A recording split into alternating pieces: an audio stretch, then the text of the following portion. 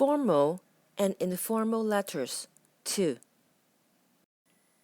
上堂課我哋提及過 formal letters and informal letters 版式同埋結構。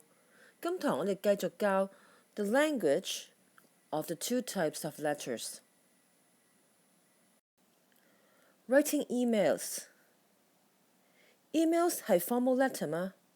定係 informal letter?Emails to companies and organizations are usually formal, and you can use the same beginning and endings as in a formal letter. Emails to friends and colleagues are usually written in a very brief and informal style. Informal emails.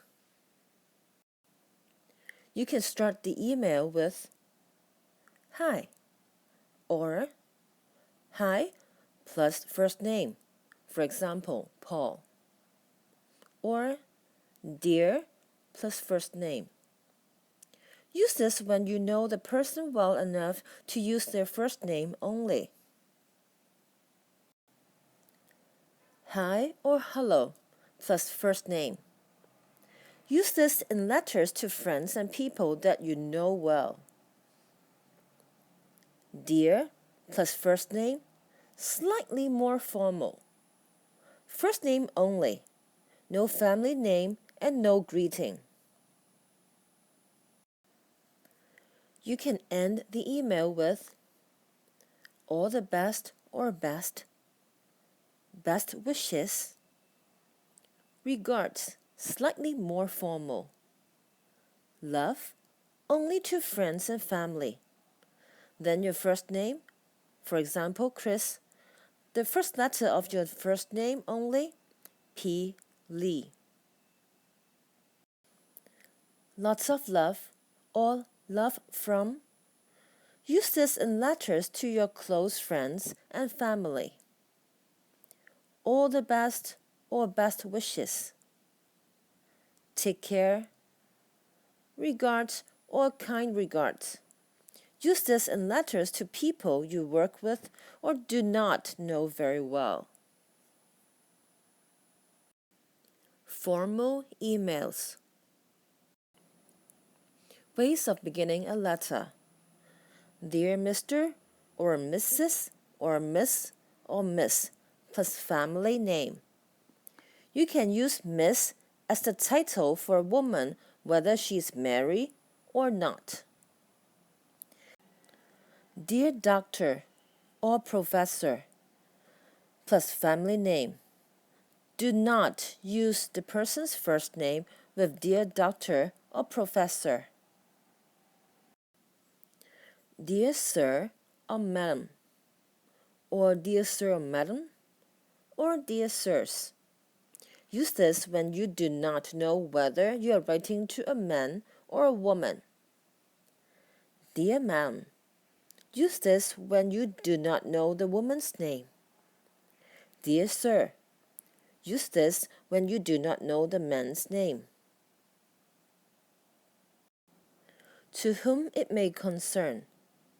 Use this when you do not know the person's name and the letter is very formal. Ways of ending a letter. Yours sincerely. Use this in British English when you have used the person's family name at the start. Yours faithfully. Use this in British English when you have not used the person's family name at the start. Yours truly. Use this in American English. Language of formal letters.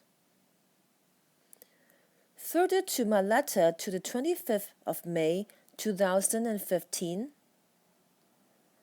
I'm writing to inquire about. I'm writing to apply for the position of advertised in the classified post. I'm writing in response to your advertisement in. I'm writing to inform you that our competition starts next week.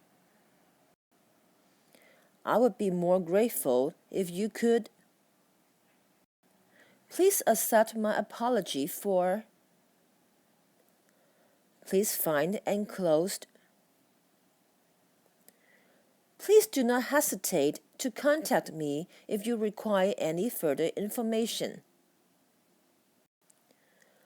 I can be contacted at the address above or on 9123-4567.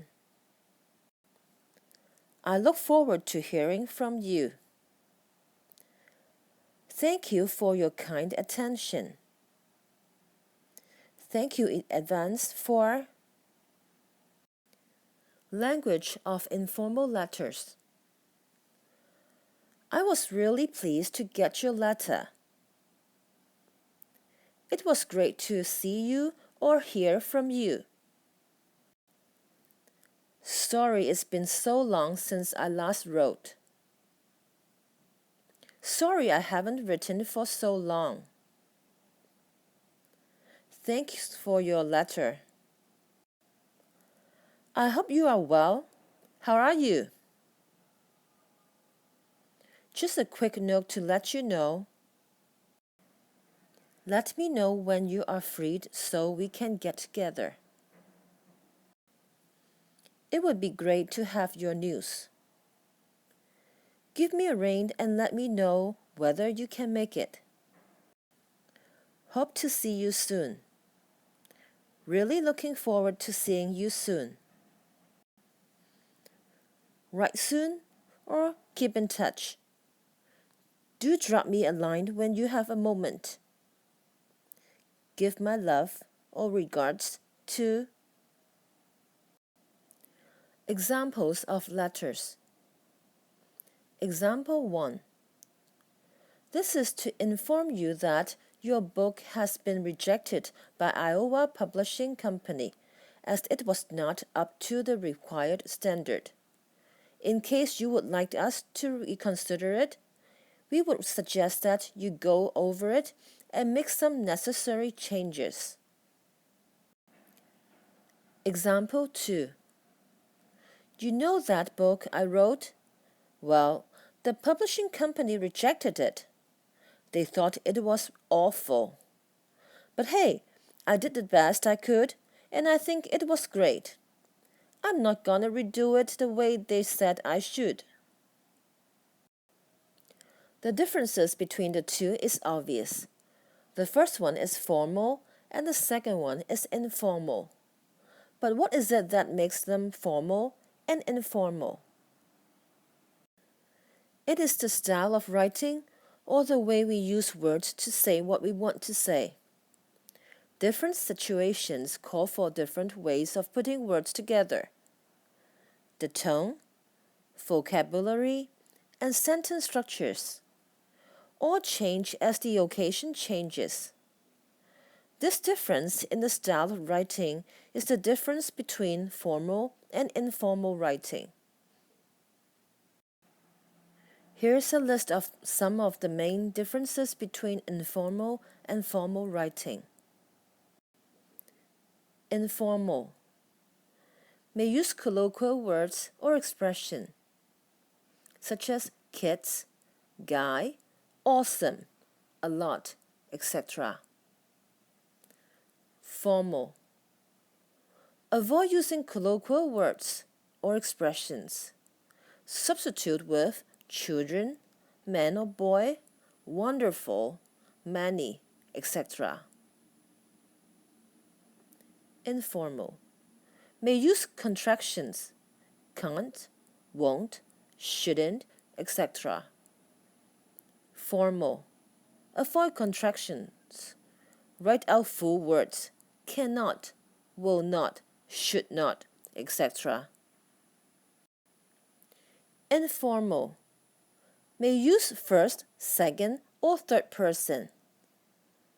Formal. Write in third person, except in business letters when first person may be used.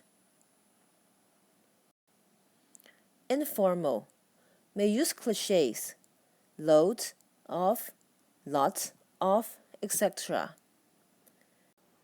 Formal. Avoid the cliché. Use many, was absent, etc. Informal.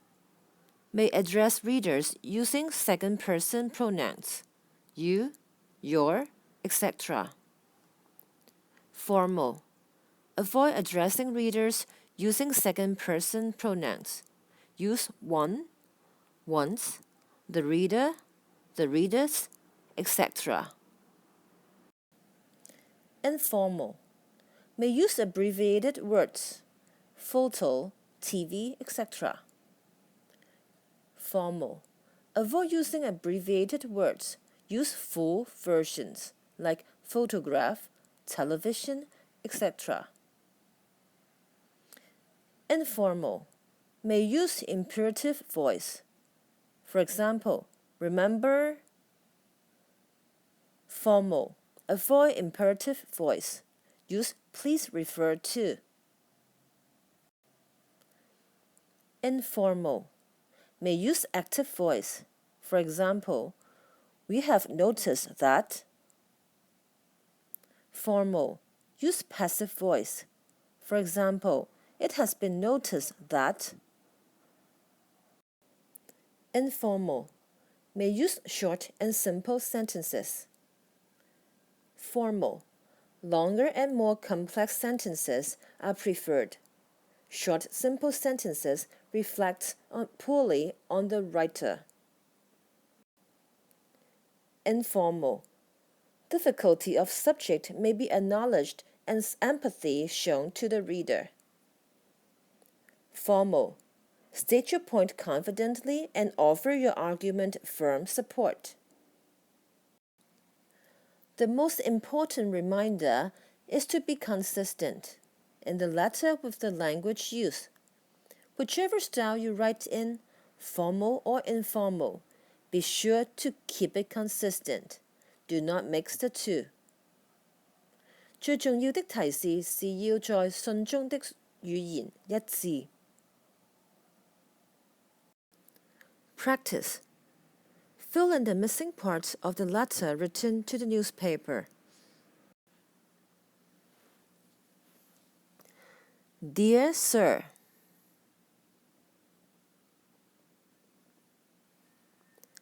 I am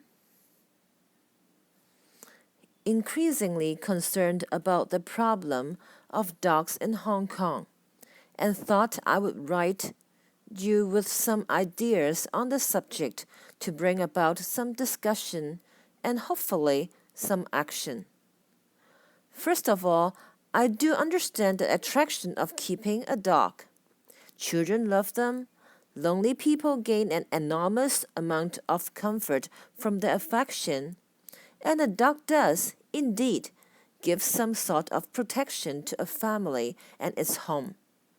It's not surprising, then, that with increasing affluence and perhaps increasing stress, more and more people want to keep a dog. I suspect also that it is a symbol of prestige to keep a dog. I am afraid, however, that in many cases, the benefits of keeping a dog are outweighed by the disadvantages. The vast majority of Hong Kong homes are simply not suitable for keeping a dog. It might be better if people kept very small dogs. But unfortunately, many people seem to prefer larger breeds. Dogs need plenty of spaces. They are active animals and need a lot of exercise. Frankly, it is cruel to keep them in small apartments or even on balconies. Naturally, in these conditions, the dogs become frustrated and bored, and they express these emotions through their barking. Hong Kong homes are far too close together and already noisy enough for this to be tolerable.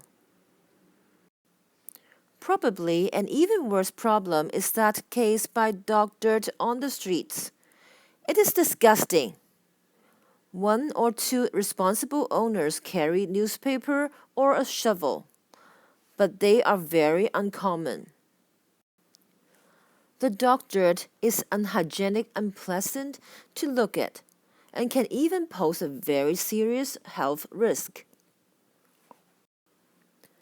My last complaint against dogs is that some of them are dangerous. There are, of course, occasional tragedies when dogs killed or seriously injured someone, usually a child. Such cases are admittedly rare, but even so, cases of people being bitten or attacked by dogs are too common. It seems to me then that the problem is serious enough for the authorities to regulate dog ownership. Firstly, I believe that dog owners should have to buy a license for their dogs. Ideally, there should be regulation imposed regarding the size of the dog and the type of impracticable. Recent plans to implant an ownership tag in dogs should most certainly be implemented. I am not sure that it is feasible to ban people on housing estates from owning dogs. Perhaps that is a matter for individual management committees. But I do think that there should be very clear laws about the noise pollution from dogs.